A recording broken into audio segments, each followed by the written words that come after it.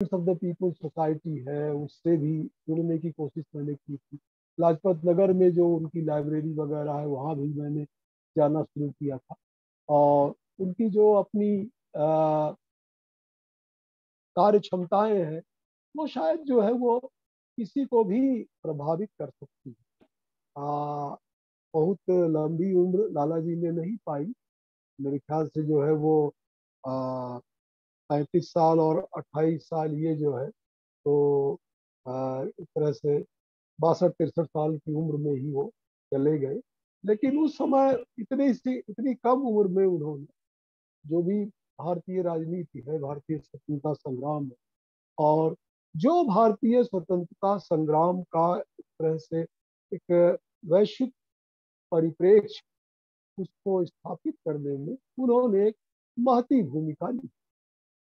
और वो एक मुझे लगता है कि लाला लाजपत राय को समझने के लिए हमें जिन दो चीजों को समझना जरूरी है वो ये है कि एक तो ये सारे लोग जो है पंजाब का जो गदर आंदोलन और पंजाब का जो डायस्पोरा है उसको हम अगर नहीं ध्यान में रखेंगे तो ऐसे पर्सनालिटीज के इमरजेंस को हम नहीं समझ पाए। और दूसरी चीज जो बंग भंग आंदोलन है उस आंदोलन ने हमारे बड़े नायकों को किस तरह से गढ़ा और तैयार किया वो अपने आप में तो बंग भंग आंदोलन ने पूरे भारत में एक गंभीर किस्म की राष्ट्रीयता की भावना जागृत की और एक अनरेस्ट पैदा किया। और उस अनरेस्ट का जो इम्पैक्ट है वही लगभग काल है जो गदर पार्टी की स्थापना भी होती है। और पंजाब के लोग जो संयोग से 1857 के आंदोलन में उस गंभीरता से नहीं जुड़े थे उन लोगों ने बाहर संगठन बना करके और भारत की आज़ादी की लड़ाई को गति देने और उसको सफल बनाने की कोशिश की। और लाला जी उन सारे लोगों से कहीं ना कहीं जुड़े हुए। लाला जी का जो अपने आप में जो है जो पंजाब की जो सक्रियता है और पंजाब के बाहर की जो सक्रियता है दोनों अपने आप में गजब प्रेरक। अगर आप उसको पढ़ेंगे तो इतने 62-63 साल की उम्र में एक व्यक्ति निरंतर सक्रिय है और एक बलिदान दे रहा है भारत की आज़ादी के लिए। मैं कम से कम उन लोगों से जो है वो जो एक निश्चित तौर पे असहमत होना चाहता हूँ जो भारत की स्वतंत्रता संग्राम को बहुत धाराओं में बहुत खानों में बांटते। क्योंकि भारत का स्वतंत्रता संग्राम बहुत कुछ एक संश्लिष्ट किस्म का स्वतंत्रता संग्राम। कल ही मेरी संजोग से किसी से चर्चा हो रही थी तो उन्होंने एक बात कही और वो गांधी और सुभाष बाबू के बीच में एक विभेद पैदा करने की कोशिश कर रहा। सुभाष बाबू का प्रसंग जो है अपने आप में रोचक और गांधी ने पहली बार उनको कांग्रेस का अध्यक्ष बनवाया, दोबारा उनका विरोध किया। लेकिन रोचक बात यह है कि सुभाष बाबू कहीं ना कहीं इटली का जो फासिस्ट रिजिम था उससे जुड़े भी हुए। और ये बात जब लुई फिशर ने गांधी से पूछी तो कहा कि आप क्यों सुभाष बाबू का सपोर्ट करते। सुभाष बाबू तो जो है वो एक तरह से फासिस्ट रिजिम से जुड़े थे, वहां से फाइनेंस होते थे। तो गांधी ने कहा कि आपको नहीं मालूम, आप लोग जर्नलिस्ट लोग हो, ये सारे नेता ऐसे ही होते हैं, कोई इसमें बड़ी दिक्कत की बात नहीं है, मेरे लिए कोई समस्या नहीं। तो जो लाला लाजपत राय जो है वो हिंदू महासभा के संस्थापकों में थे, जो लाला लाजपत राय ट्रेड यूनियन कांग्रेस के संस्थापकों में से थे, जो लाला लाजपत राय पंजाब नेशनल बैंक और लक्ष्मी बैंक के संस्थापकों में से थे, जो लाला लाजपत राय नेशनल कॉलेज और शिक्षा के तमाम जो है वो संस्थाओं के चलाने वाले थे, जो सर्वेंट्स ऑफ पीपुल्स सोसाइटी वगैरह के संस्थापकों में से थे, यंग इंडिया जैसे अखबार बना चलाने वाले, वो लाला लाजपत राय जो है वो आपको अगर उनके विभिन्न सक्रियताओं को आप देखेंगे तो आप एक तरह से एक उनके एक एनर्जी डायनमो के रूप में आप उनको पाएंगे। और फिर तमाम तरह के अंतर विरोधों का एक जो है एक समन्वय आप पाएंगे जो भारत के स्वतंत्रता आंदोलन की जो बेचैनियां थी, वो बेचैनियां बहुत जगह हाथ पैर मार रही थी। और लाला लाजपत राय उस जो वो जो भारतीय असंतोष है, उसको एक शेरे पंजाब के रूप में भारत के फलक पर और दुनिया के फलक पर वो व्यक्त कर रहे थे। इसीलिए लाल बाल पाल की जो तिकड़ी है, वो कांग्रेस के आंदोलन में एक खास भूमिका रखती है। लाला जी कांग्रेस के आंदोलन को एक गर्म दल की ओर ले जाने की कोशिश कर रहे हैं। और 1907 में सूरत में जो कांग्रेस के भीतर विभाजन हुआ, झगड़ा हुआ, उसमें वो अध्यक्ष तो नहीं बन पाए, लेकिन वो स्थितियां आई और 1922 में जो है वो आ, आ, आ, वो स्थितियां आई और लाला जी बीच में जो है वो कांग्रेस के अध्यक्ष बने लाला जी। लेकिन लाला जी के साथ जो है वो आप अगर हिंदू महासभा को आप आज के संदर्भ में देखेंगे तो आपको लगेगा कि ये तो भाई एक तरह से विचित्र संगठन है, और इसके साथ लाला जी कैसे जुड़े हुए थे। और अब कुछ लोग कहते हैं कि उनको तो मालवीय जी खींच के ले गए थे, लेकिन ये सारे लोग लाला जी का जो यंग इंडियन किताब है वो मैंने पढ़ी। और वो किताब जो है वो लाला जी की किताब में संजोग से आ, मुस्लिम समाज के लिए बहुत प्रेरक और बहुत सद्भावपूर्ण बातें हैं। उसमें कहीं भी कोई कटुता की बात नहीं है। तो ये मुझे आश्चर्य हुआ कि जो हिंदू महासभा से जुड़ा हुआ है वो कैसे जो है इस तरह की बातें करता है। लेकिन चूंकि एक मल्टी डायमेंशनल पर्सनालिटी है, उस मल्टी डायमेंशन में की पर्सनालिटी होने के नाते जिस सरदार भगत सिंह को हम लोग हिंदुस्तान सोशलिस्ट रिपब्लिकन एसोसिएशन के जो लोग थे, उनके लोगों द्वारा जो है वो लाला लाजपत राय बहुत ही समादृत।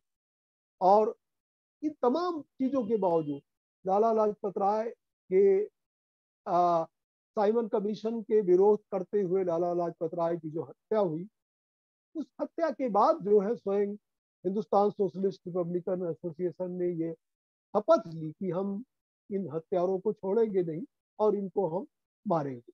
और ये जो है वो अपने आप में ये बात दिखाता है कि जो आज जो चर्चाएं हम लोग करते हैं और स्वतंत्रता आंदोलन के की विभिन्न धाराओं में विभिन्न व्यक्तियों में जो झगड़ा देखते हैं, जो अंतर विरोध देखते हैं, वो अंतर विरोध जो है हम लोग उसको बहुत निजी तौर पे व्याख्याएं करते हैं। हमारा मानना यह है कि वो निजी नहीं, वो राजनीतिक है, लेकिन निजी तौर पे एक गहरे आदर की भावना है। भगत सिंह जैसे कम्युनिस्ट विचारधारा के लोग, जो कि साम्यवाद का बहुत गहरा प्रभाव था, मैं ये नहीं कहूंगा कि पूरी तरह से कोई कम्युनिस्ट हो ही गए थे वो, लेकिन बहुत गहरा प्रभाव था, उधर जा भी रहे थे। और कम्युनलिज्म वगैरह भगत सिंह के साथ नहीं, लेकिन वो लाला जी के तमाम जो है वो अंतर विरोधों के बावजूद वो उनके साथ खड़े थे। और उनके लिए उन्होंने जो भगत सिंह को फांसी हुई उसी मामले में हुई, कोई असेंबली बम कांड में नहीं हुई, क्योंकि वो सैंडर्स हत्या का जो मामला था वो वहां तक नहीं करके गया।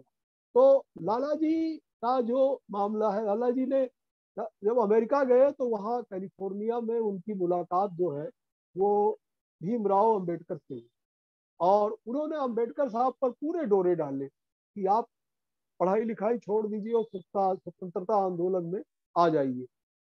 लेकिन अंबेडकर अपनी जगह पे दृढ़ थे कि हम यहाँ आए हैं एक बड़ौदा के राजा की फेलोशिप पर, और हम जो है इस काम में कोई जो है विचलन हम नहीं करेंगे। हम पढ़ाई कर रहे हैं तो पढ़ाई ही करेंगे। तो उनको विचलित करने की दिशा में या स्वतंत्रता आंदोलन की ओर प्रेरित करने की दिशा में लालाजी भले सफल नहीं हुए, लेकिन उन्होंने हर प्रतिभा को स्वतंत्रता आंदोलन के लिए प्रेरित करने का प्रयास किया। जहां जहां गए वो उन्होंने वो काम किया। और बड़ी बात यह है कि लाला जी बहुत बड़े फंड रेजर, वो इतने बड़े फंड रेजर थे कि उन्होंने पंजाब नेशनल बैंक और लक्ष्मी बैंक जैसे बैंकों की भी स्थापना की। और भारत की आज़ादी के लिए अमेरिका में, यूरोप में घूम घूम करके लाला जी जिस तरह से चंदा बटोरने वाले लोगों में थे, वो शायद कोई दूसरा व्यक्तित्व तो आपको फिर उसकी तुलना में अगर कोई मिलेगा तो महात्मा गांधी ही मिलेंगे, जो बड़े फंड रेजर है महात्मा गांधी। और लाला जी उसके पहले फ्रीडम मूवमेंट के लिए एक बड़े फंड रेजर के रूप में, कांग्रेस के बड़े फंड रेजर के रूप में सामने आते हैं। तो किसी भी मूवमेंट को चलाने के लिए जो अंतर्राष्ट्रीय समर्थन की जरूरत होती है, जो धन की जरूरत होती है, और जो जमीन पे खड़े होकर के लड़ने की जरूरत होती है, इन सारी चीजों का अद्भुत समन्वय लाला जी में था। और पढ़ाई लिखाई में भी कोई कम गति नहीं थी उन लोगों की। वो निरंतर जो है शिक्षा के क्षेत्र में जो काम कर रहे थे, लाला हंसराज से बहुत प्रभावित। और लाला हंसराज का जो आर्य समाज का आंदोलन था, जो शिक्षा का आंदोलन था, जो डीएवी कॉलेज का आंदोलन था, तो डीएवी कॉलेज के आंदोलन से जुड़े थे। और लाला जी की हत्या लाहौर में उन पे लाठीचार्ज हुआ साइमन कमीशन का विरोध करते हुए। और साइमन कमीशन एक ऐसा कमीशन था जिसमें निश्चित तौर पे जो है वो उसके चेयरमैन मिस्टर साइमन थे उसमें, लेकिन क्लेमेंट एटली भी थे जो बाद में ब्रिटेन के प्रधानमंत्री बने और जिनके प्रधानमंत्रित्व के काल में भारत को स्वतंत्रता मिली लेबर पार्टी के लोग। लेकिन भारत के लोगों का विरोध यह था कि इसमें कोई भारतीय नहीं। तो ये जो आप संवैधानिक सुधार करने के लिए एक आयोग आपने भेजा है, ये आयोग हमारे साथ क्या न्याय करेगा जब इसमें हमारी आवाज उठाने वाला कोई। इसलिए जो है वो साइमन कमीशन गो बैक का नारा लगाते हुए लाला जी ने लाहौर में जबरदस्त प्रदर्शन किया। और उसमें लाला जी के ऊपर लाठियां बरसाई गई, घोड़े दौड़ाए गए। और लाला जी पर जो लाठी बरसाई गई उससे वो घायल हुए, उसके परिणाम स्वरूप 18 दिन बाद उनकी मृत्यु हो गई लाला जी। ये घटना पूरे भारत के जो है वो फ्रीडम मूवमेंट में, भारत के देशभक्तों में, भारत के राष्ट्रवादियों में एक प्रकार का सदमा पहुंचाने वाली थी। और लाहौर में ही पढ़ने लिखने वाले भगत सिंह और उनकी टोली ने ये संकल्प किया कि हम इसका बदला जरूर देंगे। तो लाला जी ने भारत की आत्मा को उस तरह से झकझोरा जिस तरह से कभी गांधी झकझोर रहे थे, जिस तरह से जो है वो बंगभंग आंदोलन झकझोर रहा था। और विशेष तौर पे शिक्षा के माध्यम से, ट्रेड यूनियन के माध्यम से, युवाओं को जोड़ने के माध्यम से, और जो पंजाब का जो डायस्पोरा, उस डायस्पोरा के माध्यम से पंजाब में बहुत कुछ चल रहा था। और पंजाब में जिन दिनों लाला जी सक्रिय थे, वो एक बहुत ही पंजाब का उथल पुथल भरा काल है। गदर पार्टी का जो आंदोलन है, अजीत सिंह का जो पूरा अपना जो किसान आंदोलन का जो पार्टिसिपेशन है, और विशेष तौर पर गदर पार्टी में लाला हरदयाल हो, या जो है वो मौलाना बरकतुल्ला हो, या जो है वो एक तरह से अपने बाबा पृथ्वी सिंह आजाद हो, बहुत सारे लोग हों। संजोग से मैं गदर पार्टी के एक सदस्य जो है बाबा पृथ्वी सिंह आजाद के दर्शन किए हैं मैंने। और जो युवा लोग हैं उनको मैं इतना बता देता हूँ कि पंजाब के वो जो लोग गदर पार्टी के लोग थे, जिनको गदरी बाबा कहा जाता था, वो बड़े लंबे चौड़े 6-6 फीट के लोग जो है। और सभी ने लगभग जो, या तो जिनको फांसियां हो गई उनको छोड़ दीजिए, जिनको काला पानी की सजा हो गई, लेकिन जो बचे वो सारे लोग जो है वो 90 साल के ऊपर का जीवन पाए। और देखने सुनने में बड़े सुंदर, बड़े गजब का व्यक्ति था उन लोग। और उन लोगों ने कल्पना की थी कि हम एक दिन जो है वो भारत को आजाद कराएंगे। और एक बड़ी बात उन लोगों के मन में ये बैठी कि जिसके बारे में हमारे कई मित्र लोग अपने विश्लेषण में कहते हैं कि अगर सोवियत संघ में बोल्शेविक क्रांति हो सकती तो हम लोग किसी मायने में कम थे। हम लोग भी वैसी क्रांति भारत में कर सकते हैं। हम लोग भी अंग्रेजों को भी भगाएंगे और भारत में एक सोशलिस्ट समाज, समाजवादी समाज का निर्माण करेंगे। तो गदर पार्टी के प्रभाव के नाते ही जो है भारत को यूनियन ऑफ स्टेट्स के रूप में, एक सोशलिस्ट राज्य के रूप में, सबसे पहले गदर पार्टी के ही जो है संविधान में ये चीजें दर्ज की गई। और लाला जी तमाम अपने व्यवसायिक और रुझानों, आर्य समाज के आंदोलन से जुड़ाव के बावजूद उनके भीतर भी एक प्रकार का मजदूर आंदोलन की चेतना थी। उनके भीतर भी एक तरह से बराबरी की चेतना थी।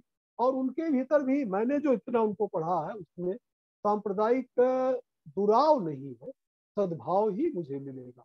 तो एक ऐसे व्यक्तित्व को याद करना अपने आप में रोमांचित कर देने वाला है, जो कि भारतीय स्वतंत्रता आंदोलन में ये तमाम लोग जो अंतर्विरोध देखते हैं क्रांतिकारी धाराओं में, और जो है वो एक जो पैसिफिक या मीन्स ऑफ स्ट्रगल में, या जो है वो पैसिव रेजिस्टेंस के आंदोलनों में, वो मुझे कई बार दिखता है और कई बार वो नदारद होता हुआ लगता है। क्योंकि तमाम लोग जो है वो इधर से उधर ट्रेवल कर रहे हैं, एक तरह की अजीब सी जो है वो ऑस्मोसिस चल रही है, वो ओवरलैपिंग चल रही है।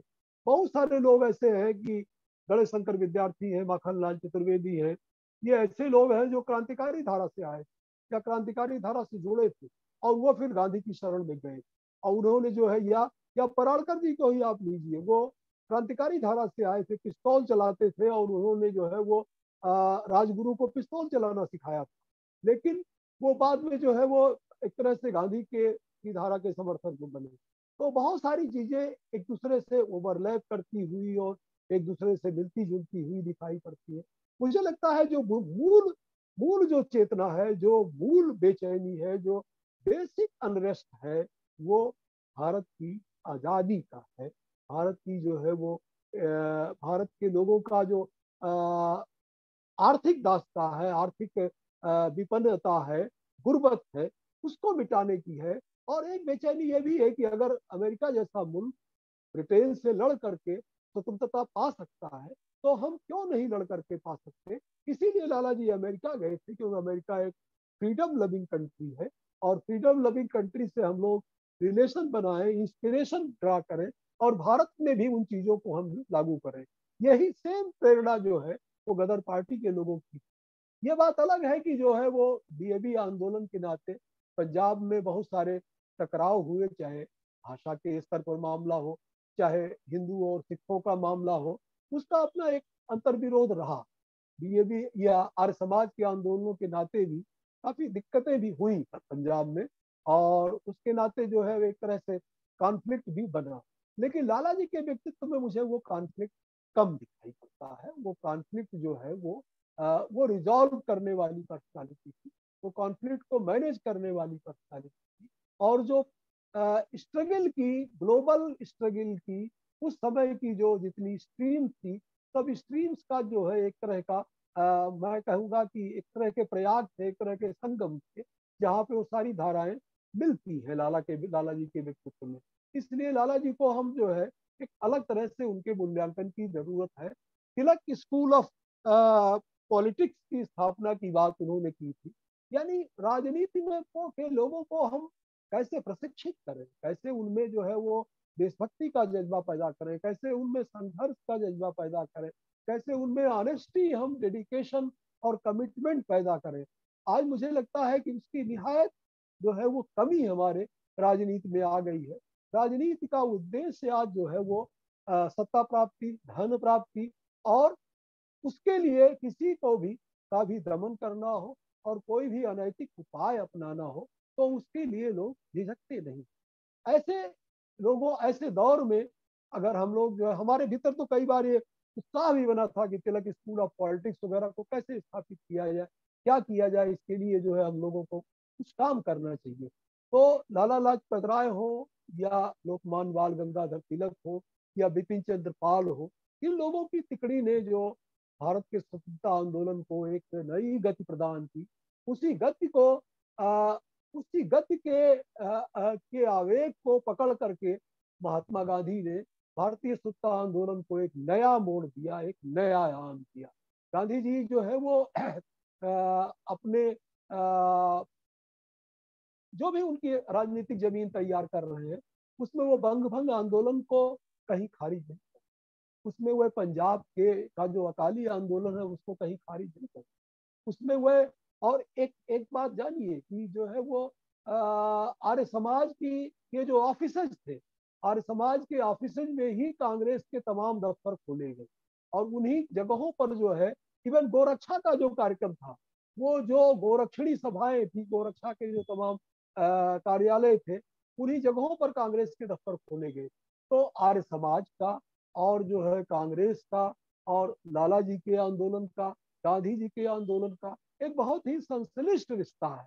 तो मैं संजोग से जो है मैं अपने फ्रीडम मूवमेंट के विश्लेषण में मेरा मेरा ये दृष्टिकोण सदैव रहा है कि मैं जो है वो एक तरह से महापुरुषों की दंगल कराने की बजाय या अपने सत्ता आंदोलन के विभिन्न धाराओं को एक दूसरे को काटने वाली धाराएं बताने की बजाय मैं उनके समन्वय और संश्लेषण की कोशिश करता रहा हूँ। और मुझे इस लिहाज से जो है वो गांधी की धारा और अंबेडकर की धारा में भी टकराव के बावजूद एक संश्लेषण दिखाई पड़ता है।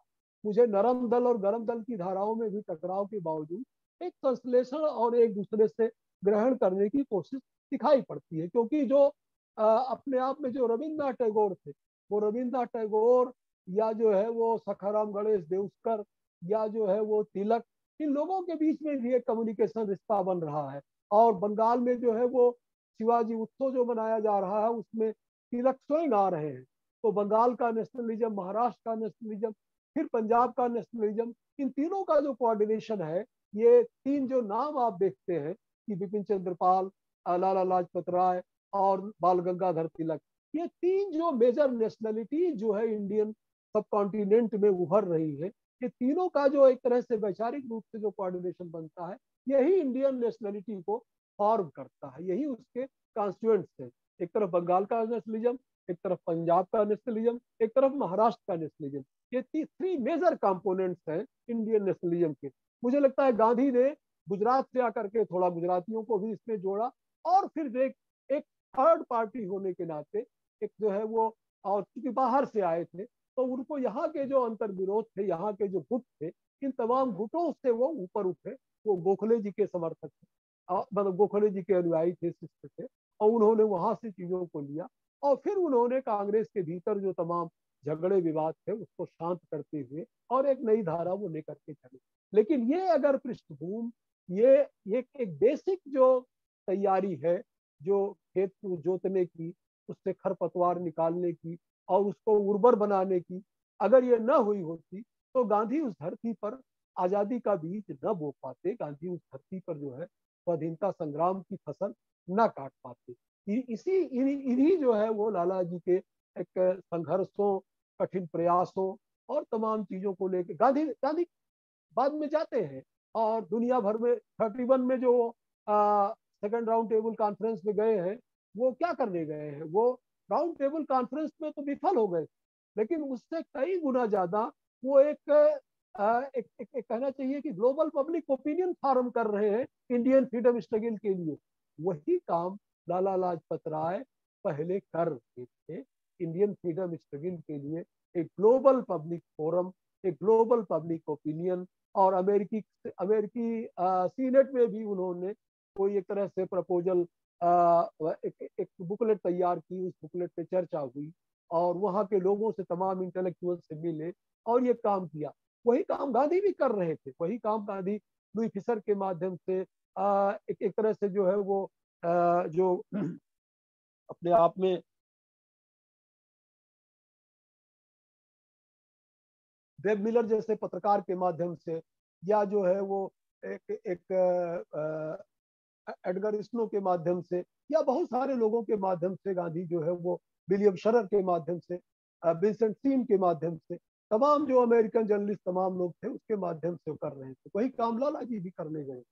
तो फ्रीडम मूवमेंट को का जो एक तरह से मेथोडोलॉजी थी गांधी ने बदली जरूर, लेकिन बेसिक सारी चीजें जो है वो Indian public opinion, global public opinion, mobilisation of the people and self struggle और सेल्फ सेक्रीफाइस, ये सारी चीजें इन लोगों में थी।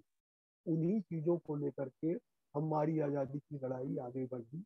उन्हीं की प्रेरणा से भगत सिंह जैसे व्यक्तित्व, भगत सिंह जैसे शहीद जो है वो भारत के आसमान पर उभरे गणे नक्षत्र के रूप में।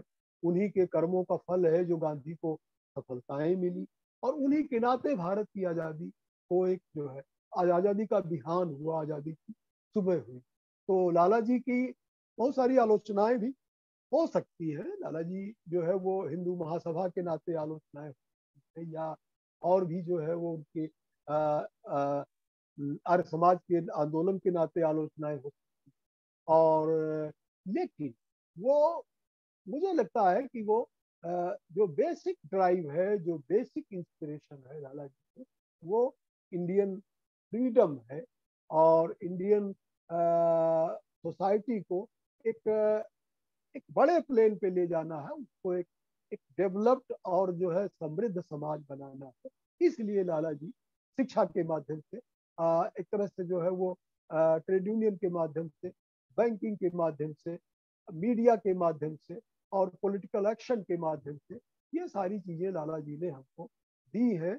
और उसके लिए एक basic training, preparation, Tilak school of politics वगैरह की जो बातें हैं, तो एक बड़े विजन वाले लोग थे, जो हमें आजकल एक अनैतिक राजनीति के दौर में हम उतर गए हैं, अनैतिक राजनीति के दौर में हम पहुंच गए हैं।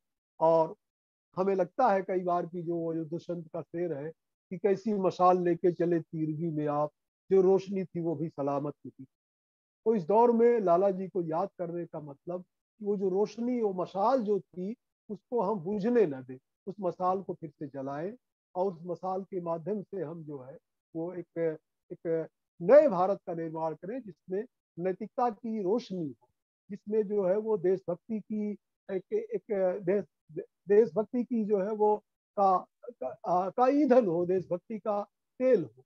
और इसके अलावा जो है उसमें एक प्रकार का जो है निरंतर चलते रहने का, संघर्ष करते रहने का एक दमखम हो, ऊर्जा हो, और विभिन्न विरोधी और एक दूसरे के खिलाफ लगने वाली दृष्टियों और धाराओं को समन्वय करने की जो क्षमता है, वो ऐसे लोग एक भारत का निर्माण कर सकते हैं। ऐसे लोग नहीं कर सकते जो बार बार देश को कभी एथनिक आधार पर, कभी रिलीजियस आधार पर, कभी कास्ट के आधार पर, कभी जेंडर के आधार पर, कभी अमीर गरीब के आधार पर बांटते रहते हैं, कभी उत्तर दक्षिण, कभी पूर्व पश्चिम के आधार पर बांटते रहते हैं। ये जो विभाजनकारी समय में हम रह रहे हैं, इस विभाजनकारी समय में लाला जी का स्मरण एक अपने आप में पुण्य स्मरण है, एक प्रेरक स्मरण है और एक स्फूर्तिदायक स्मरण है। और मुझे लगता है कि जो है हम बहुत सारे भौतिकवादी हो गए हैं, बहुत सारी इमारतें बना रहे हैं, बहुत सारी चीजें बना रहे हैं, बहुत सारे व्यक्तित्व भी आ रहे हैं, लेकिन मुझे इस बात की सोच करके कभी बहुत दुख भी होता है कि हम जब गुलाम थे तब हमारे पास बहुत स्वर्णिम किस्म के चरित्र थे, बहुत ओजस्वी चरित्र थे। आज हम आजाद हैं, तब हमारे पास वैसे चरित्र नहीं। ये बात हमें सोच करके इस दौर में भी उच्च चरित्र के लोगों को पैदा करना होगा, या उनके चरित्रों के का अनुकरण करते हुए हमें ऐसे जो है वो चीजें लानी होगी। और तिलक स्कूल ऑफ पॉलिटिक्स आज भी रेलिवेंट है, लाला स्कूल ऑफ पॉलिटिक्स रेलिवेंस हो सकती है। तो अपने फ्रीडम मूवमेंट को फिर से पढ़ने, लाला जी को याद करने का एक खास उद्देश्य है कि आज के भारत को, जो वर्तमान है, उसको सुधारा जाए और उसके भविष्य को लेकर के सुनिश्चित हुआ जाए, उसके लोकतंत्र को लेके सुनिश्चित हुआ जाए, उसकी आज़ादी को लेके, उसकी समता को लेके सुनिश्चित हुआ जाए, और उसका जो बंधुत्व है उसको लेके सुगंध हुआ जाए। मैं इन्हीं शब्दों के साथ जो है वो मुझे लगता है कि मैं लाला जी के लिए अपने जीवन को बलिदान करने वाले शहीद आजम सरदार भगत सिंह का वो शेर पढ़ के अपनी बात खत्म करूंगा, जो उन्होंने जेल में अपने साथी शिव वर्मा से कहा था कि हवा में रहेगी हमारे ख्याल की बिजली, हवा में रहेगी हमारे ख्याल की बिजली, मैं वो गुस्ते खाक हूँ, ये फानी रहे न, ये तूफान रहे न। लेकिन ऐसे लोग हमेशा रहेंगे, हवा में इनकी विचारों की, इनके चरित्र की सुगंध सदैव आपको बिखरी हुई थी। धन्यवाद। साथियों, अभी प्रोफेसर अरुण त्रिपाठी जी का आपने लाला लाजपत राय के ऊपर एक बहुत सुंदर और विचार उत्तेजक विवरण और वक्तव्य सुना। मुझे लगता है कि उन्होंने लाला लाजपत राय के द्वारा जो कुछ भारतीय राष्ट्रीय संग्राम में एक समन्वय की भी राजनीति, जो वो कह रहे विभिन्न धाराओं का संगम लाला लाजपत राय के जीवन में देखा जा सकता है, वैचारिक स्वाधीनता संघर्ष में उनकी भूमिका। तो मुझे लगता है कि उन्होंने एक पर्सपेक्टिव दिया है और राष्ट्रीय आंदोलन को भी समझने का एक पर्सपेक्टिव है वो। अब मैं चाहूंगा कि पहले डॉक्टर रणधीर जो ITM यूनिवर्सिटी के असिस्टेंट प्रोफेसर हैं और युवा स्कॉलर हैं, सामाजिक कार्यकर्ता हैं और समाजवादी गांधीवादी मूल्यों से निरंतर उनका रिश्ता रहा है, वो अपने विचार प्रस्तुत करें लाला लाजपत राय के राष्ट्रीय आंदोलन में भूमिका को लेकर और उसके वैचारिक पक्ष को लेकर। रणधीर जी, अपनी बात कहें। बहुत बहुत धन्यवाद शशि शेखर जी। अरुण त्रिपाठी जी के बाद बोलना ऐसा है कि जैसे हर बात बोली गई है और काफी गंभीर तरीके से बोली गई है। खासकर जो स्कूल ऑफ स्टेट्समैनशिप वाली बात है वो काफी गंभीर और काफी रचनात्मक है। मैं एक विवरण देना चाहूंगा। ये बात तकरीबन 1892 की है, जब आर्य समाज में एक तरह से डिवीजन हुआ था, लाहौर आर्य समाज में, और एक तरफ से लीड कर रहे थे लाला मुंशी जी, लाला मुंशी राम, जिनको हम लोग स्वामी श्रद्धानंद के नाम से जानते हैं, और दूसरे तरफ से लीड कर रहे थे लाला हंसराज। तो दोनों के बीच में क्या फर्क था? फर्क ये था कि एक तरफ वेजिटेरियनिज्म की बात हो रही थी, एक तरफ नॉन वेजिटेरियनिज्म की बात हो रही थी, एक तरफ संस्कृत की बात हो रही थी, दूसरी तरफ इंग्लिश की बात हो रही थी। एक तरफ जो है वो बात हो रही थी कि ट्रेडिशनलिटी को अपनाया जाए, दूसरी तरफ मॉडर्निटी को। लेकिन कितने अच्छे तरीके से लाला हंसराज जी के वो करीब रहे, लाला लाजपत राय जी, लेकिन इसके बावजूद भी उन्होंने काफी, अभी जो अरुण त्रिपाठी जी बात कर रहे थे कि समन्वय का आर्ट सीखना, यही राजनीति का अर्थ यही होता है कि विभिन्न विचारों के बीच में एक सूत्र बांधना, और जिस सूत्र से सारे विचार डिफरेंस होने के साथ भी वो एक सूत्र में बंधे रहे। तो ये कला जो है उनमें थी, और उन्होंने Dayanand, he did not subscribe to the infallibility of Swami Dayanand.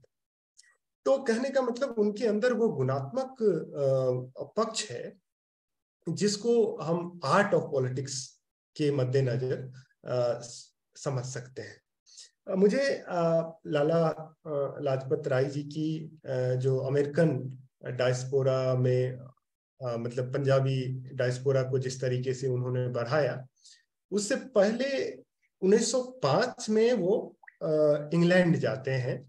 और आपको पता होगा 1905 में जिस तरह से पार्टीशन हुआ बंगाल का, उससे वो काफी क्षुब्ध हुए, और पूरी की पूरी कांग्रेस पार्टी इससे बहुत क्षुब्ध हुई।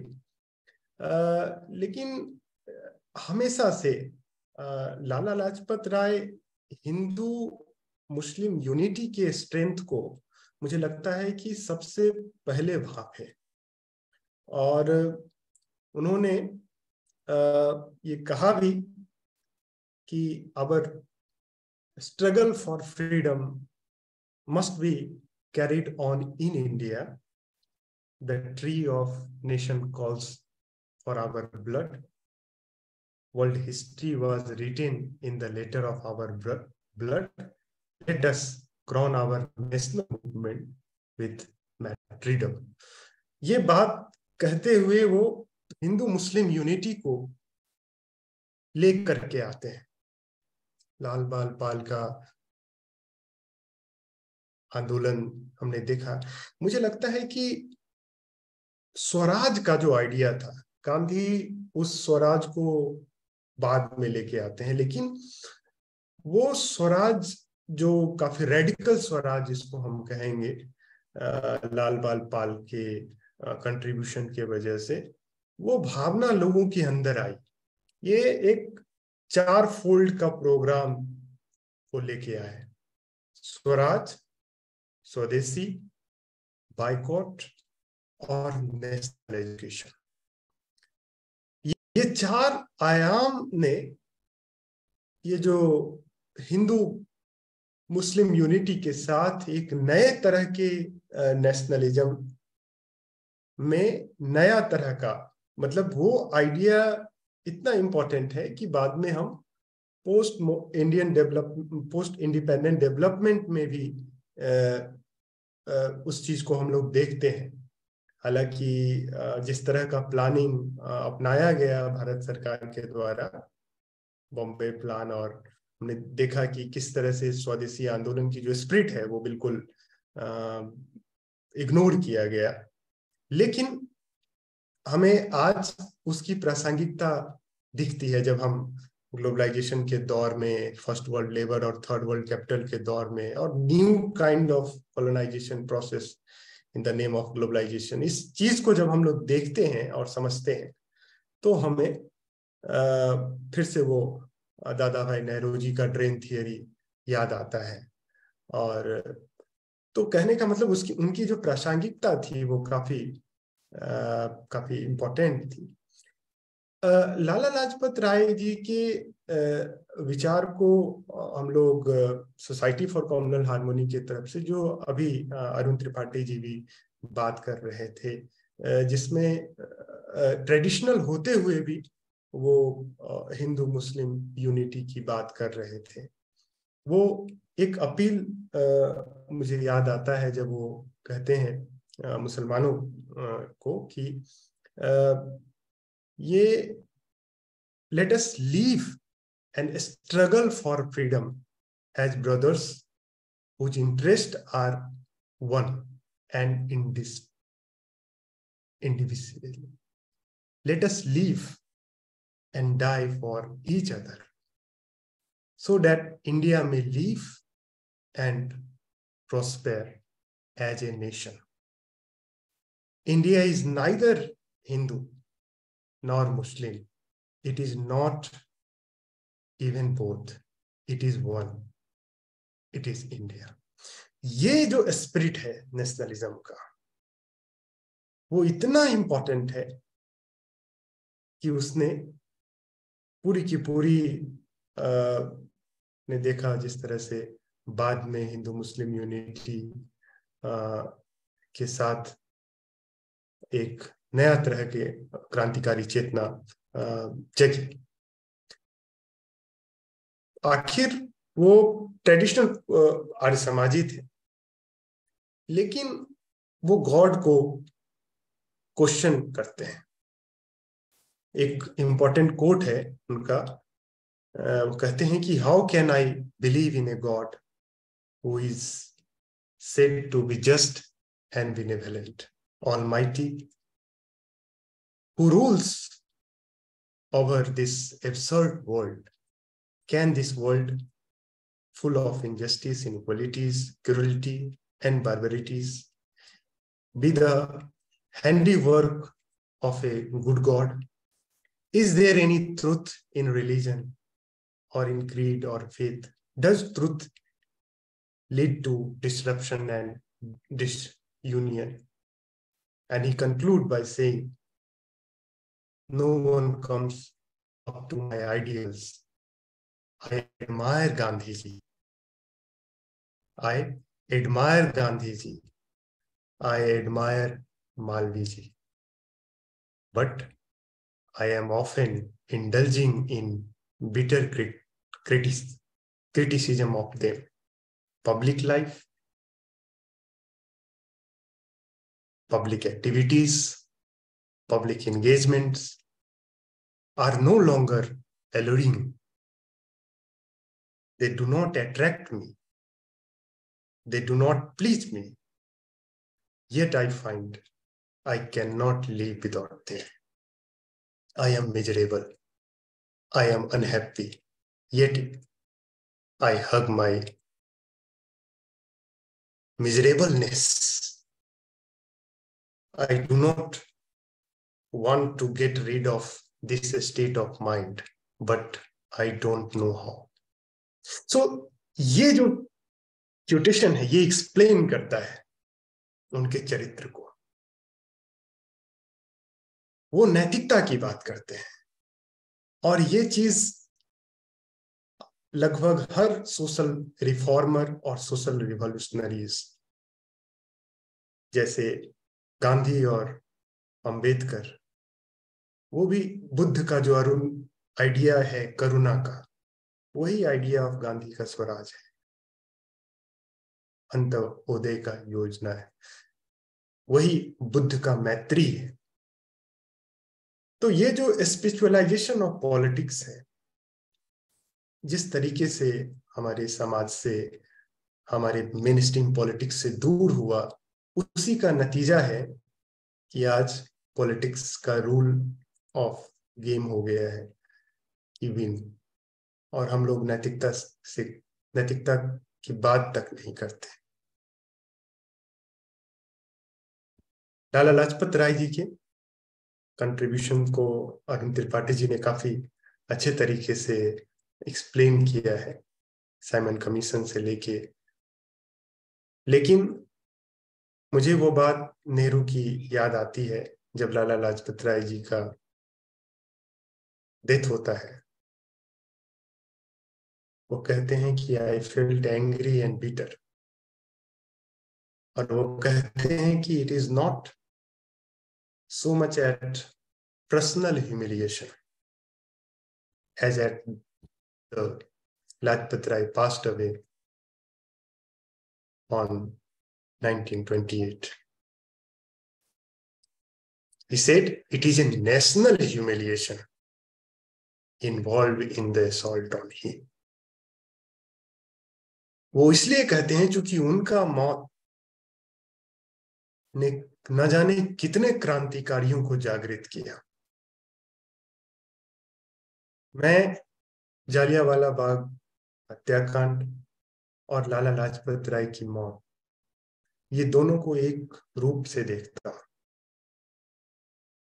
और इन्होंने अनगिनत प्रभाव जिसका मूल्यांकन किया भी नहीं जा सकता है, खासकर क्रांतिकारी चेतना को निर्माण। अंतिम बात में सुभाष चंद्र बोस जी का एक कोट है लाला लाजपत राय जी की मौत शहादत के ऊपर। वो कहते हैं, great sorrow and indignation followed the death of Lala Lajpat Rai. And since the Simon Commission was indirectly responsible for his death, the commission became more unpopular with the people who used to idealize the great Punjabi leader. तो Simon commission का जाना वजह था लाला लाजपत राय के जाने से। तो ये एक ऐसी बात है जिसको हम लोग याद कर रहे हैं। खासकर हम लोग चाहेंगे कि जो तिलक स्कूल ऑफ पॉलिटिक्स है और जिस नैतिकता की बात लाला लाजपत राय करते रहे, उसकी चर्चा और भी हो, और नए तरह के विश्लेषण के साथ हो। खासकर जो जिस तरह की चुनौती आज हम लोग देख रहे हैं, फूट डालो और राज करो की नीति, ग्रेटर चैलेंज ऑफ कम्युनलिज्म, आज इस दौर में ऐसे नेता जो इस पॉलिटिक्स को जानते थे, जिन्होंने इस पॉलिटिक्स के खिलाफ कुर्बानी दी, उनको याद किया जाना बहुत जरूरी है। बहुत बहुत धन्यवाद। साथियों, आपने अभी रणधीर जी का भी वक्तव्य सुना।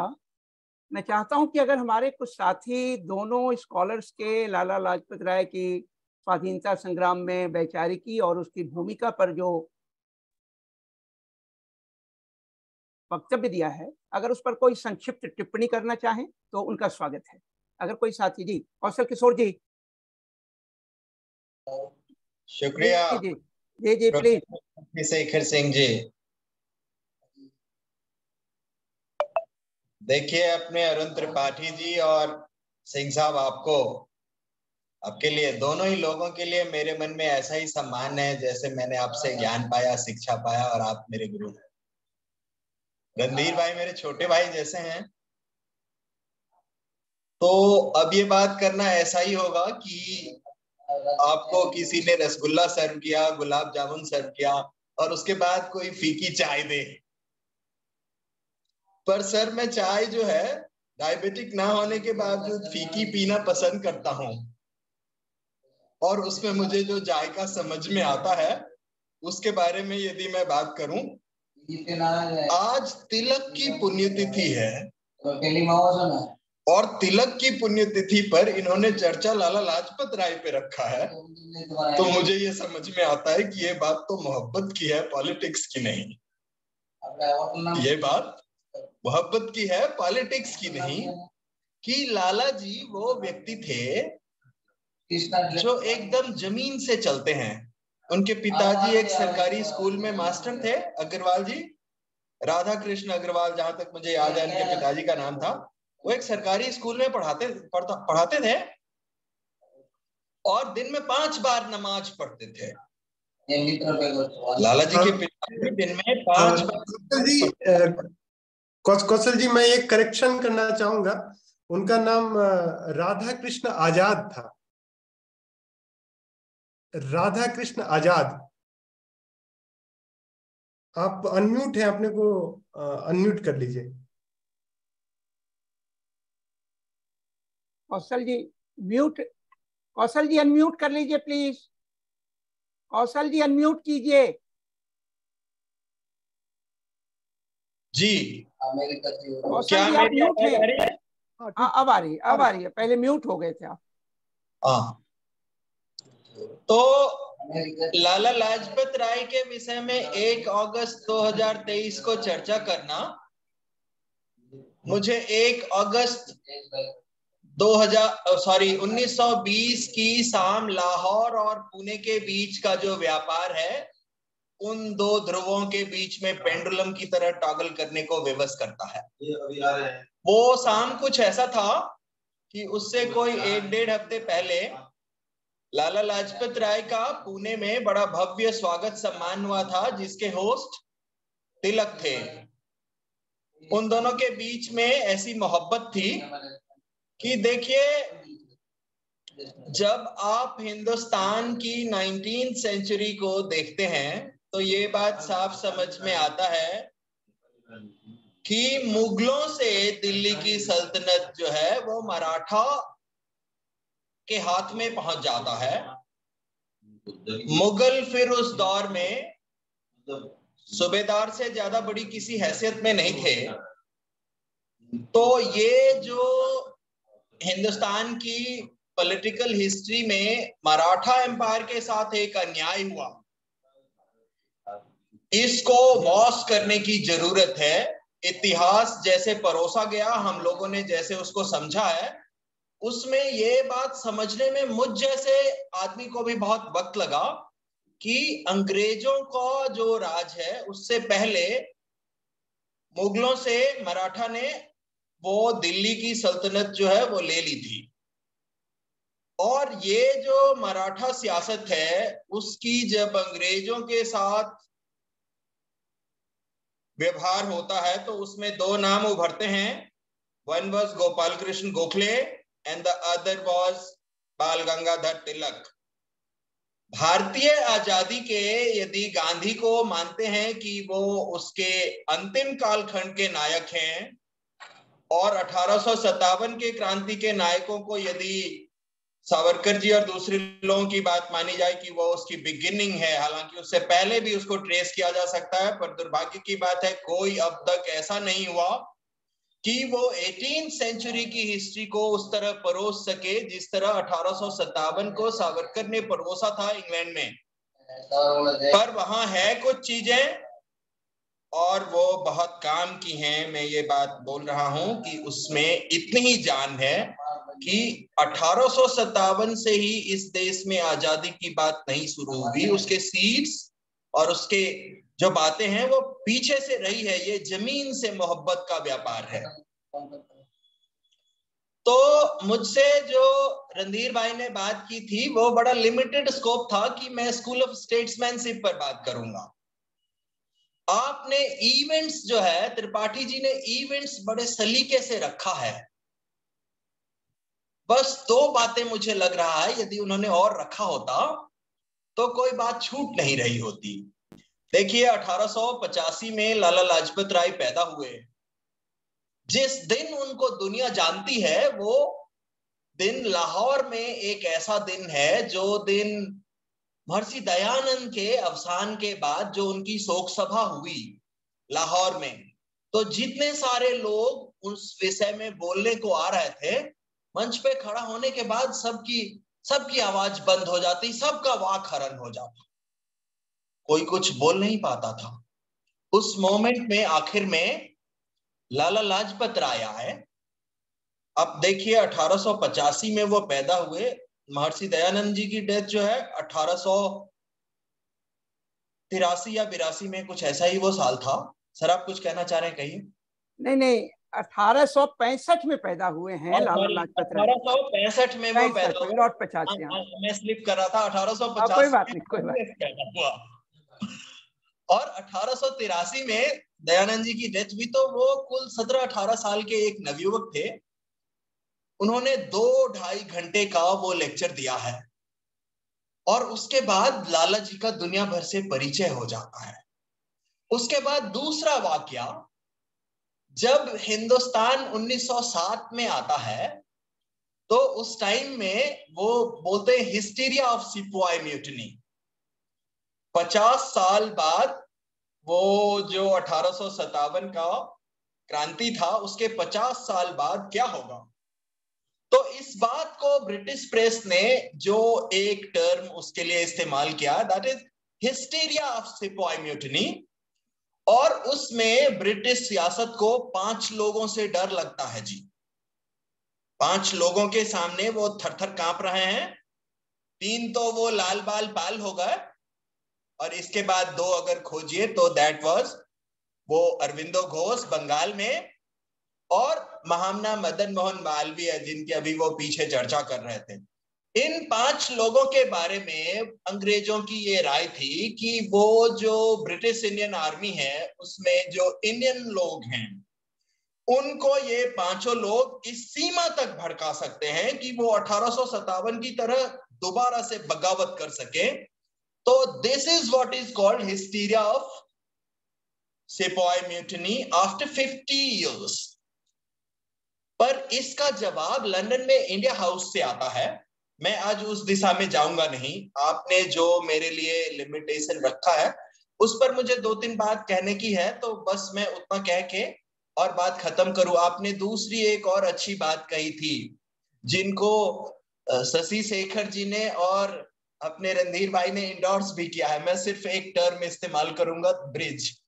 लाला लाजपत राय नदी के 2 छोरों को जोड़ने वाले ब्रिज थे। आप देखिए कि वो पुणे जाते हैं और तिलक से और गोखले से, ये दोनों हिंदुस्तानी सियासत के 2 ध्रुव हैं अपने टाइम में। जब वो मराठा एम्पायर को वो रिकग्निशन अंग्रेजों से नहीं मिला, तब तक ही उन दोनों के बीच यदि कोई दोस्ती दिखती है तो दिखती है, अदरवाइज उसके बाद जो है वो कांग्रेस की सियासत नरम दल और गरम दल में विभाजित हो गई और एक के नायक वो होते हैं और दूसरे के नायक वो होते हैं। पर लाला जी की दोनों से दोस्ती थी।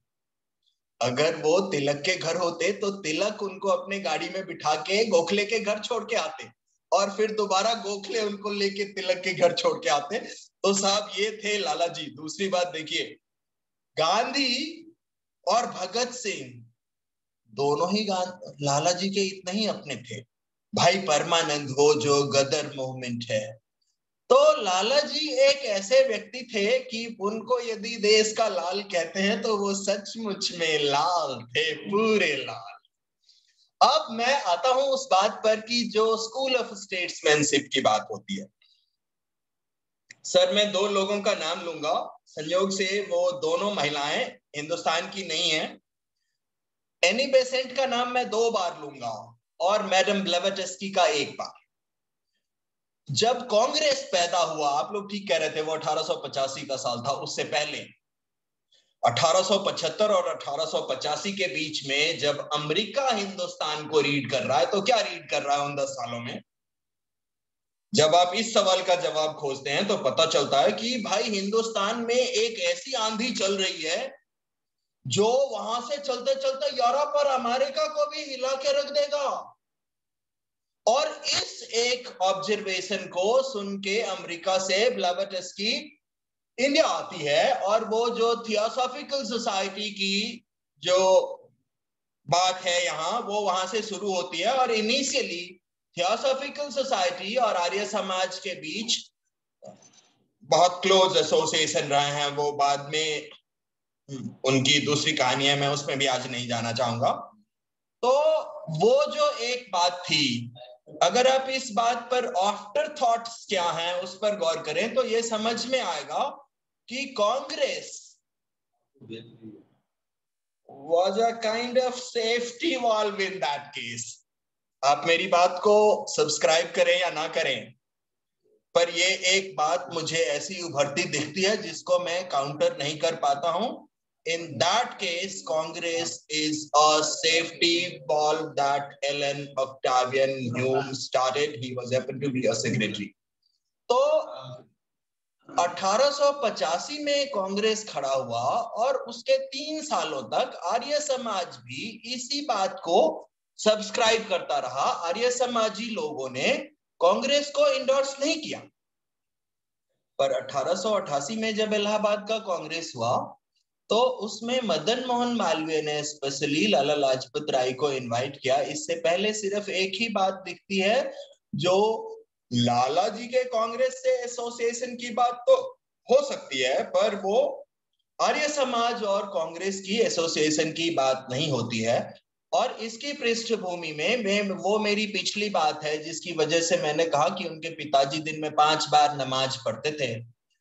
सर सैयद अहमद खान ने इनिशियली हिंदू मुस्लिम को साथ मिलके देश की आजादी के लिए सियासत करनी चाहिए इस बात की पैरवी की, पर जब कांग्रेस बना तो उन्होंने मुस्लिम कम्युनिटी को कांग्रेस में शामिल होने से मना किया। और वो इस आशय का स्पीच हर हफ्ते हर दिन कुछ न कुछ कह रहे थे। तो लाला लाजपत राय ने उनके पुराने उद्धरणों से उन सारी बात का काउंटर करके, उन दिनों कोई अखबार छपता था कोहिनूर, उसमें उन्होंने 12-13 लेख लिखे, जिन लेखों को एओ ह्यूम ने संकलित करके एडिट करके और छाप दिया। ये इन 3 सालों का व्यापार है जिसमें कांग्रेस को अपनी सियासत को आगे बढ़ाने के लिए लाला जी की मदद मिलती है। और तब तक में देश भर के तमाम कांग्रेसियों के बीच लाला जी बहुत चर्चित हो गए थे। एक और इवेंट की मैं बात करूं, उसके बाद हम असली बात की ओर बढ़े, कि वो 1907 से ठीक पहले कृपया जरा कौशल जी, कृपया जरा कौशल जी एक निवेदन है, कृपया 2 मिनट में आप अपनी बात कहें ताकि और साथी कुछ अगर इस पर टिप्पणी करना चाहेंगे तो उनका भी स्वागत करेंगे हम। तो इसलिए 2 मिनट में प्लीज अपनी बात आप पूरी करें। तो वो जो बात स्कूल ऑफ स्टेट्समैनशिप की है, वो पहला स्कूल 1905 में जिसको सर्वेंट्स ऑफ इंडिया सोसाइटी बोलते हैं, गोपाल कृष्ण गोखले ने शुरू किया। जब वो फर्स्ट वर्ल्ड वॉर के टाइम में अमेरिका, जापान और इंग्लैंड में निर्वासित रहे तो इंग्लैंड वहां अमेरिका में एक स्कूल था जिसको बोलते हैं रैंड स्कूल ऑफ सोशियोलॉजी। उसके कॉन्सेप्ट पर उन्होंने 1920 में जिस दिन तिलक का डेथ हुआ ठीक उसी शाम अपने वो 2 कोर्ट स्ट्रीट उनका घर था, तो उसकी 3 क्वार्टर्स उन्होंने तिलक स्कूल ऑफ पॉलिटिक्स के लिए दान कर दिया, जहां वो शुरू हुआ। ये जीवन दानियों का एक ऐसा क्लब रहा, जैसा क्लब वो अपने जैसा एक यूनिक क्लब है, ऐसा नहीं है कि वो अब है नहीं, अब भी है। वो लाजपत भवन उसका हेडक्वार्टर है, देश में 18-20 जगह उसके सेंटर्स हैं। पर मैं ये बात कहता हूं कि जब 2002 में कृष्णकांत जी की डेथ हुई, वाइस प्रेसिडेंट रहते 6 मौलाना आजाद रोड में, उस दिन से तिलक स्कूल ऑफ पॉलिटिक्स की लाश वहीं पड़ी है, आज तक किसी ने उसको उठाया नहीं। अगर कोई उठा सके तो ये लाला जी और उनकी इस देश के प्रति जो सेवा रही उसको लेके वो बहुत बड़ी बात होगी। लाला जी के 150वें साल में एक सज्जन ईश्वर दयाल जी ने इसको स्कूल ऑफ स्टेट्समैनशिप के नाम पर रिवाइव करने की कोशिश की, और वो आइडिया इतना यूनिक था कि हमने उसको साल भर दिया। तो मैं ये बात समझता हूं कि वो कायदे में एक ऐसी बात थी। मैं एक ही बात और कहूंगा और अपनी बात कंक्लूड करूंगा कि ये जो पॉलिटिक्स ऑफ डिवीजन की बात है भाई, 1857 में हिंदुस्तान के लोगों ने, हिंदू और मुस्लिम साथ मिलकर लड़ाई लड़े और इस बात को Mohammad Ali Jinnah, Bal Gangadhar Tilak and Ali brothers Lucknow pact में फिर से उसी को रिवाइव करने की कोशिश करते हैं। और इस कंटेक्स्ट में यदि आप सॉल्यूशन देखें तो 100 साल पहले हिंदुस्तान ने खोज लिया था। तो मैं ये बात बोलता हूं, यदि इस दिशा में स्कूल ऑफ पॉलिटिक्स नहीं विचार कर रहे हैं और इस दिशा में विचार करने से पहले अपने दिल के, अपने दिमाग के नफरत को बाहर रख के कोठी के कांधे पे रखना पड़ेगा। अगर सीने में रखे हैं और दिमाग में रखे हैं, उसके बाद आप प्यार मोहब्बत की बात करेंगे तो दुकान खोल रहे होंगे, आपकी दुकान चले। पर लाला जी और तिलक के लिए मेरे धन्यवाद सम्मान है। मैं उसी सम्मान के साथ बस आप सबको अपना प्रेम निवेदन करता हूँ। शुक्रिया कौशल जी। कोई और साथी, कोई संक्षिप्त टिप्पणी, अगर कोई और साथी बहुत शॉर्ट टिप्पणी करें तो। अगर मैं राममोहन राय जी जी आजकल यूएसए में हूँ। जी हाँ जी। मैंने आज आपका इस वेबिनार में हिस्सा लिया। मैं सिर्फ शॉर्ट टिप्पणी ही करना चाहूंगा। जी, स्वागत है कि अरुण जी ने और रणधीर जी ने बहुत ही सुंदर ढंग से अपनी बात कही है और खास तौर से जो आर्य समाज, लाला लाजपत राय, सरदार भगत सिंह और स्वामी श्रद्धानंद के संदर्भ में कही है, वो बहुत उत्तम है। इसमें मैं पहली बात तो कहना चाहूंगा कि आर्य समाज के संस्थापक महर्षि दयानंद सरस्वती खुद स्वराज के बहुत बड़े उद्घोषक थे। उन्होंने कहा कि विदेशी राज्य चाहे कितना भी अच्छा हो, परंतु स्वदेशी राज्य सर्वोपरि उत्तम होता है। सेकंड मैं कहना चाहूंगा कि चाहे वो लाला लाजपत राय हो और चाहे भगत सिंह हो, वे दोनों आर्य समाज से प्रेरित रहे। इसका कारण, इसकी समझ ये भी है कि शहीद भगत सिंह के दादा सरदार अर्जुन सिंह खुद महर्षि दयानंद से आर्य समाज में दीक्षित हुए थे। बतौर एक सिख होते हुए भी वो आर्य समाज में दीक्षित हुए थे। और जब भगत सिंह का यज्ञोपवीत संस्कार हुआ तो उन्होंने इस बारे में कहा कि मैं तुम्हें इस देश की यज्ञ वेदी पर अर्पित करता हूं।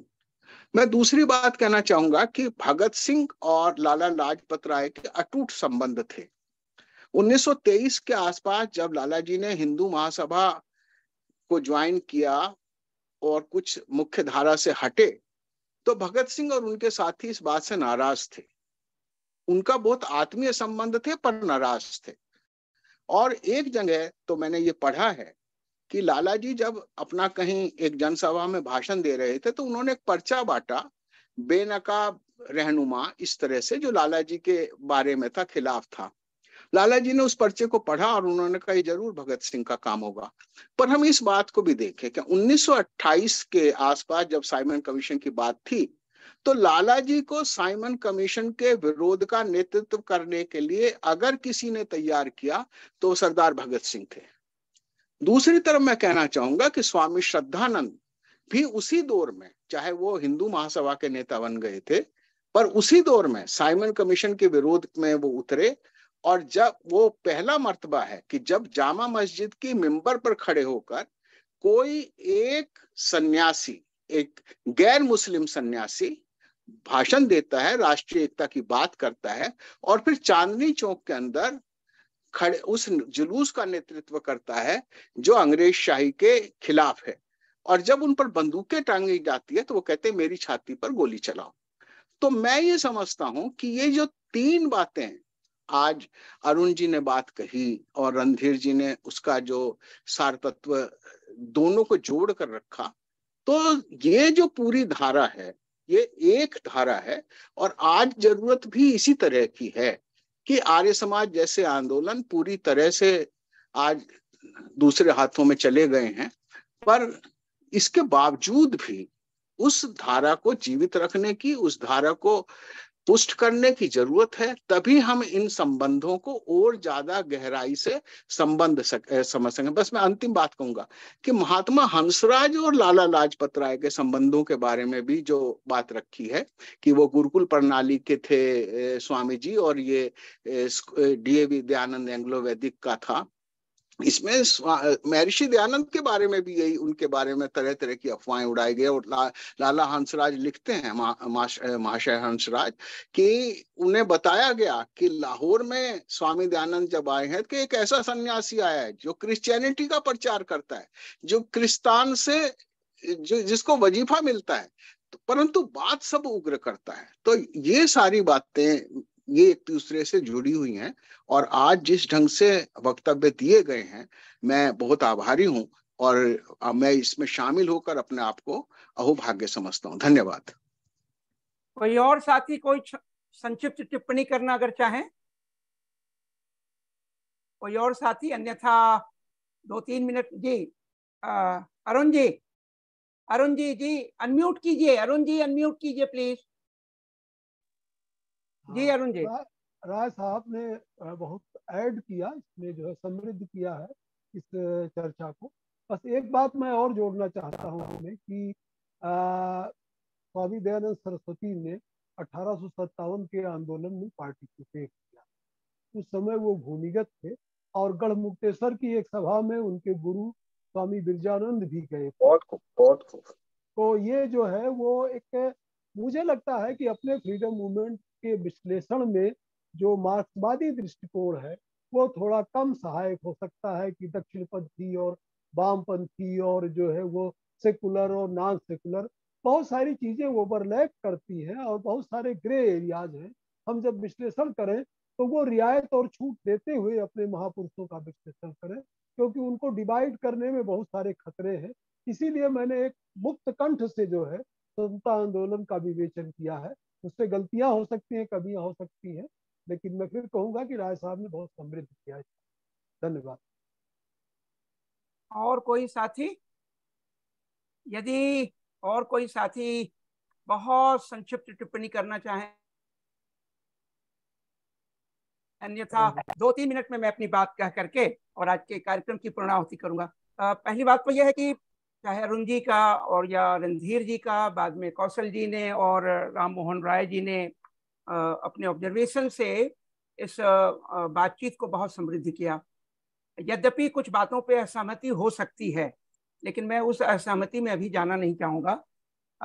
2-3 बातें लाला जी यानी कि लाला लाजपत राय पंजाब केसरी के विषय में, और उसी के साथ भारतीय राजनीति में जो स्वाधीनता संघर्ष का दौर है और स्वाधीनता संघर्ष के बाद का जो इमीडिएट दौर है। तो मैं एक बात तो कहना चाहता हूं कि अगर आप लाला लाजपत राय जी के उनके जीवन को, स्वाधीनता संग्राम में उनकी भूमिका को, उनकी बौद्धिकता को, पत्रकार के रूप में उनके कार्य को, और संस्था के एक निर्माता के रूप में, जैसा इन्होंने त्रिपाठी जी ने बातें की, बैंकिंग, इंश्योरेंस, तमाम सारी चीजें, हॉस्पिटल्स, और एक इंस्टीट्यूशन बिल्डर के रूप में, अनहैप्पी इंडिया उन्होंने जो किताब लिखी थी, लिखा तो बहुत कुछ है उन्होंने, लेकिन अनहैप्पी इंडिया कैथरीन मेयो के मदर इंडिया के जवाब में, जो भारत की एक बहुत ही खराब छवि प्रस्तुत की गई थी कैथरीन मेयो के द्वारा, उसके जवाब में उन्होंने जो है अनहैप्पी इंडिया लिखी। तो आप देखेंगे कि अगर यूरोप के या विदेशों के बौद्धिक लोगों के द्वारा भारतीय छवि को खराब करने की कोशिश की गई, तो उसका जवाब भी बौद्धिकता से दिया गया। आप समझ सकते हैं। और ये जवाब कौन लीडर दे सकता है, कौन स्वाधीनता सेनानी दे सकता है? जो बौद्धिक दृष्टि से बहुत समृद्ध हो, वही जवाब दे सकता है। इसलिए अनहैप्पी इंडिया का कंट्रीब्यूशन बहुत इंपॉर्टेंट है इस संदर्भ में। एक और बात जो मैं कहना चाहूंगा कि आप देखेंगे कि दादा भाई नौरोजी ने उस समय जो poverty and un British rule India के द्वारा, जिसका हमारे साथी रणधीर ने जिक्र भी किया, इकोनॉमिक ड्रेन का, तो आप देखेंगे कि इन पुस्तकों की बहुत भूमिका है राष्ट्रीय आंदोलन में। किस प्रकार से एक तरफ तो ब्रिटिश साम्राज्य की जो तमाम प्रकार की आर्थिक शोषण की कथा है उसको उजागर करना, कैसे भारत का आर्थिक शोषण हो रहा है, और दूसरी तरफ भारत की जो सांस्कृतिक विरासत है उसको कैसे लाला लाजपत राय ने अपने हैप्पी इंडिया में दिखाया। तो आप इन तमाम चीजों को अगर जोड़ करके देखेंगे तो फिर लगेगा कि भारत के स्वाधीनता संग्राम को भी समझा जा सकता है, और साथ ही साथ जो है जो भारतीय स्वाधीनता संघर्ष में जो सांस्कृतिक और तमाम तरह के विचार आए हैं उनको भी समझा सकता है। एक और बात इसमें ये कहना है लाला लाजपत राय या तमाम ऐसे स्वाधीनता सेनानियों के संदर्भ को उठाकर, अगर आप देखें कि भारतीय राजनीति आज कितनी कंगाल हो गई है। हमारे तमाम स्वाधीनता सेनानी देखेंगे कि स्वाधीनता संघर्ष में भी लगे हुए हैं, कुर्बानी देने के लिए भी निरंतर तत्पर रहते हैं, और निरंतर पत्रकारिता के क्षेत्र में लेखन का कार्य, पुस्तकों की रचना, ये जो बौद्धिक समृद्धि है, उन्होंने स्वाधीनता आंदोलन में न सिर्फ अपनी भागीदारी सुनिश्चित की, आंदोलन को बहुत मजबूत किया, बल्कि उन्होंने बौद्धिक दृष्टि से भारत की बौद्धिकता को दुनिया के सामने रखने की कोशिश की। जो लोग समझते थे, आप जानते हैं कि यूरोप ने और तमाम उन साम्राज्यवादी देशों ने ये दिखाने की कोशिश की कि ये तो हमारे ऊपर एक प्रकार से जो सभ्यता का mission, white men's burden theory है, ये समाज तो हमारे ऊपर एक प्रकार से आप कह लीजिए कि निर्भर है, और उन्हें बौद्धिक बनाना, सभ्य बनाना, ये हमारी जिम्मेदारी है। जो superiority of the white men's race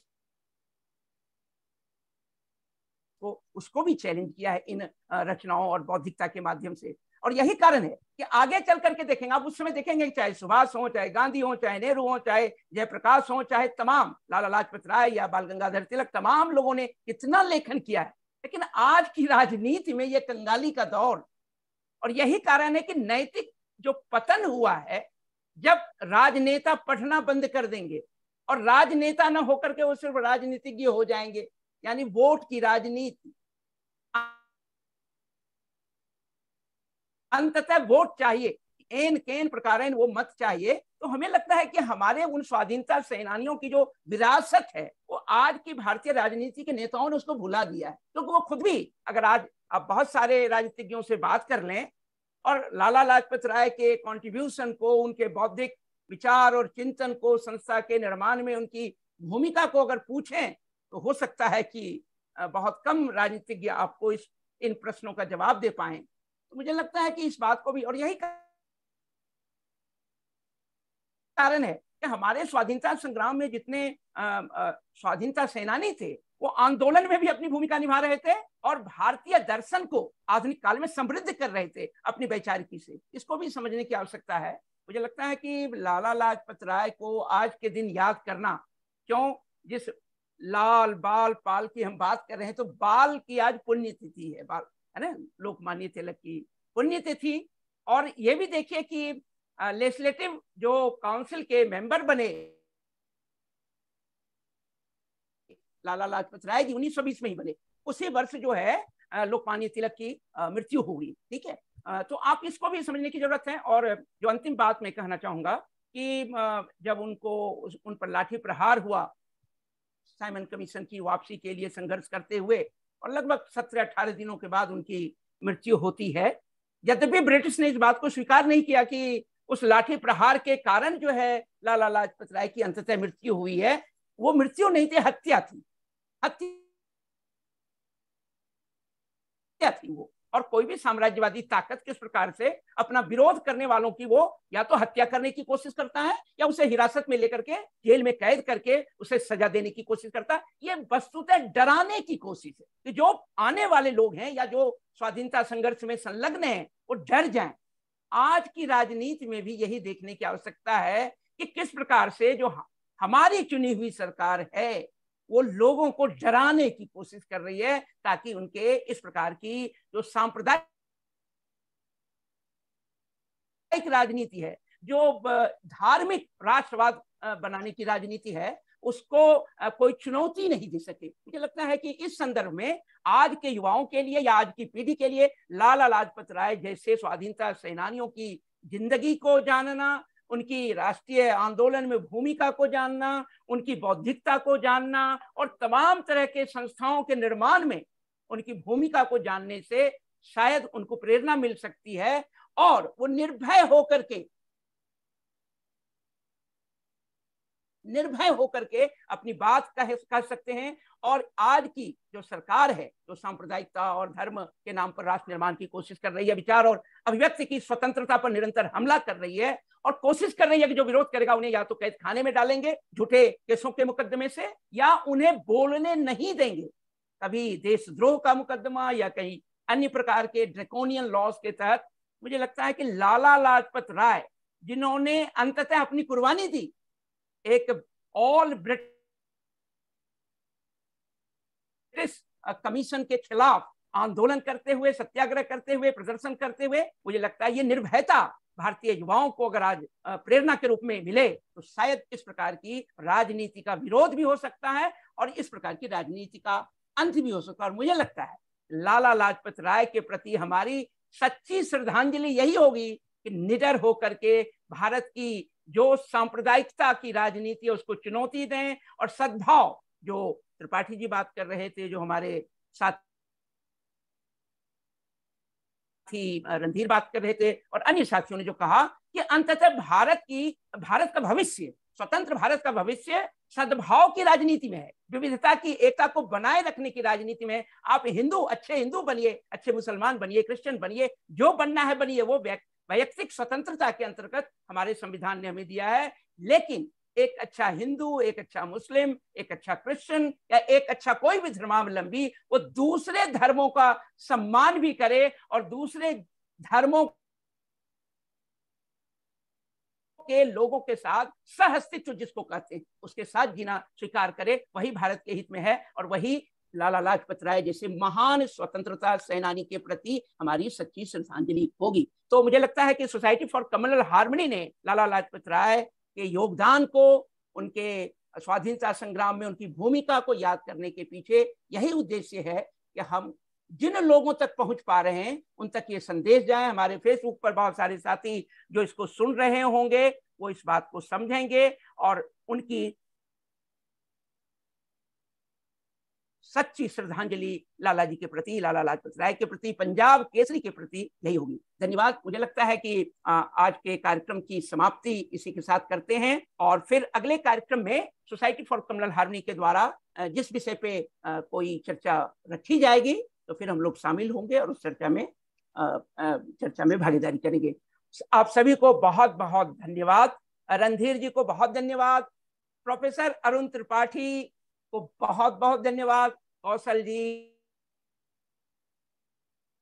Ram Mohan Rai ji और तमाम हमारे जो साथी इसमें शामिल हुए हैं और फेसबुक पर जो हमारे दर्शक और हमारे श्रोता थे उन सबको बहुत बहुत धन्यवाद, शुक्रिया। और फिर मिलेंगे अगले किसी कार्यक्रम में सोसाइटी फॉर कम्युनल हार्मनी की तरफ से। Thank you.